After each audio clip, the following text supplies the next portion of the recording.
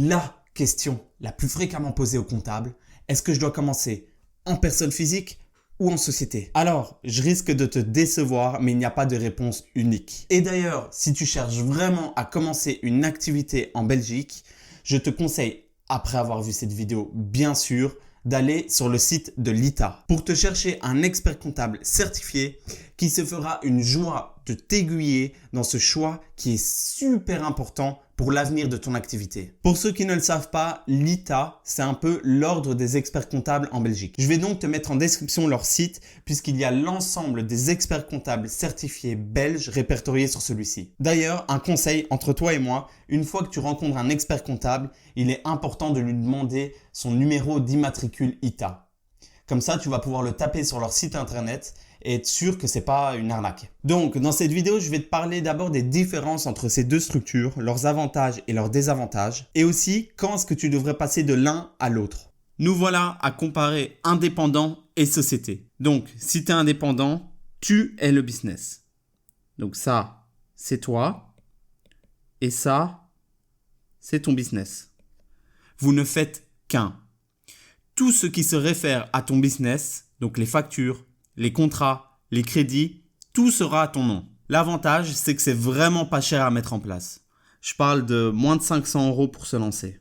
Et aussi, c'est pas cher à tenir la comptabilité, vu qu'il y a moins d'obligations légales. En bref, c'est rapide, facile et pas cher. Maintenant, du côté de la société. Ça, c'est toi. Et ça, c'est ton business. Vous êtes deux personnes différentes. J'aime bien utiliser la métaphore du bébé pour faire comprendre que toi et ton business, vous êtes deux personnes différentes. Donc cette fois-ci, les contrats, les factures et tout ce qui se rapportera à ton activité sera au nom de la société. Et aussi, qui dit bébé dit accouchement. Qui dit accouchement dit frais. Bon, je sais, je suis chiant, mais au moins, grâce à moi, tu vas retenir que mettre en place une société, c'est plus cher. Ici, on parle de plus ou moins 2 à 3 000 €. La tenue de la comptabilité sera aussi plus chère, puisqu'il y aura plus d'obligations légales. Et aussi, 2 points que beaucoup de personnes oublient. Le premier, c'est que pour fermer une SRL, ça coûte super cher. On parle ici d'une fourchette entre, 2 000 à 4 000 €. Et le deuxième point, pour transmettre ou pour donner son activité à quelqu'un ou à son fils, ce sera beaucoup plus simple en société. Puisque la société, par définition, elle est séparée de toi. Donc, c'est plus facile de la donner à quelqu'un. Tandis qu'indépendant en personne physique, c'est toi. Et donc, c'est difficile de se donner soi-même en soi. Regardons maintenant le point de vue des taxes. La façon dont tu es taxé en société et en personne physique peut être déterminante sur ton choix. Donc, laisse-moi t'expliquer ça. Voyons un exemple dans lequel tu fais 30 000 € de bénéfices. En personne physique, tu payeras d'abord tes cotisations sociales, que tu peux calculer selon ce barème, ce qui nous donne 6 150 € de cotisations sociales. Et donc 23 850 € de revenus imposables.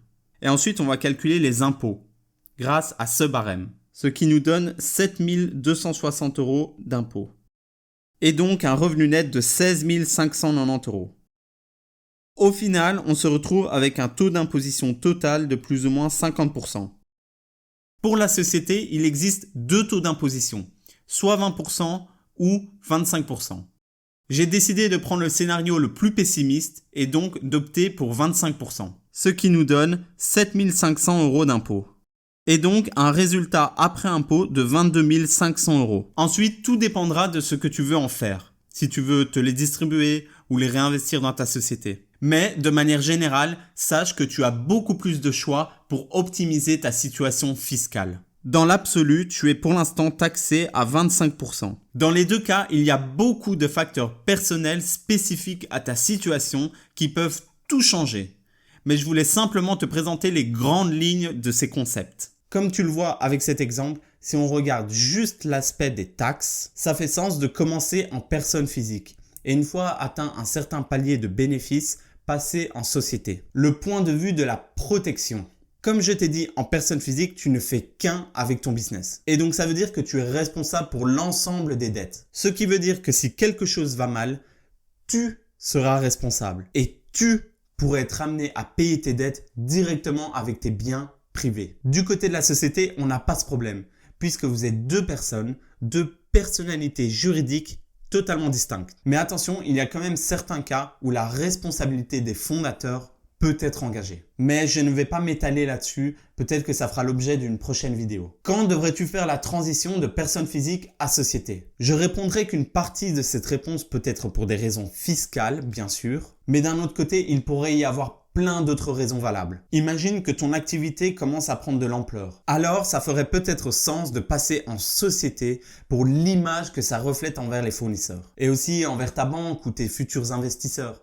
Ils sont beaucoup plus confiants dans une société plutôt que dans une personne physique. Même pour tes clients, ça reflète une image plus sérieuse, plus professionnelle. Bon, si tu as aimé cette vidéo et toutes les petites infos que j'y ai glissées, n'hésite pas à lâcher un commentaire et un pouce bleu.